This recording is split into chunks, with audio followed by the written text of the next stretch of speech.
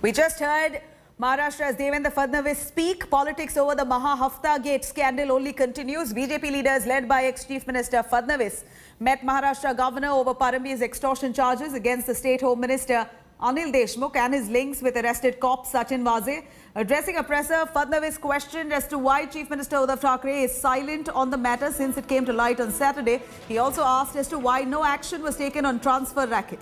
The BJP has slammed the Chief Minister, accusing him of sitting on the cash for transfer scam in police department. Just yesterday, Deshmukh met Chief Minister Uddhav Thackeray for the first time after being accused in the extortion racket. Inside sources suggest that the meet was over shunted intelligence chief Rashmi Shukla's report. इसमें सबसे आश्चर्य की बात अगर कोई है तो वो है मुख्यमंत्री जी का मौन। इतनी सारी घटनाएं होने के बावजूद महाराष्ट्र के मुख्यमंत्री जी ने उसके ऊपर एक बयान भी नहीं दिया। पवार साहब ने 2 प्रेस ली, किंतु जो मंत्री है उनको केवल बचाने का प्रयास पवार साहब ने किया।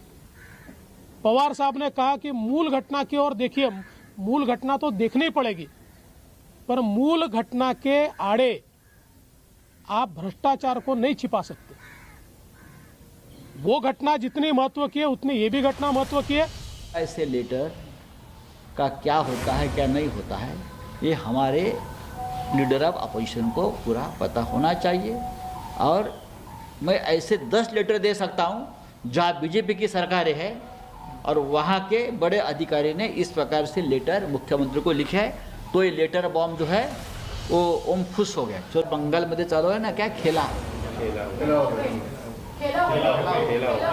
खेला होबे, तसं महाराष्ट्र आणि दिल्लीमध्ये खेला होबे सुरू आहे।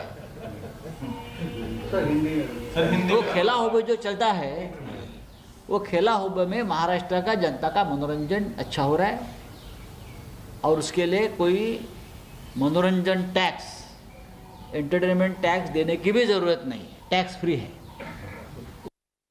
All right, I'm going to cut across to Mustafa Sheikh reporting live from Mumbai. Mustafa, the big development here is that Devendra Fadnavis led the BJP delegation, met with Governor of Maharashtra, Bhagat Singh Koshyari, appraised him about all the allegations, and while addressing a presser, said that the Maharashtra government is trying desperately to bury these allegations under the carpet only to save the government. What more did he express, and what do we know? How has the governor reacted?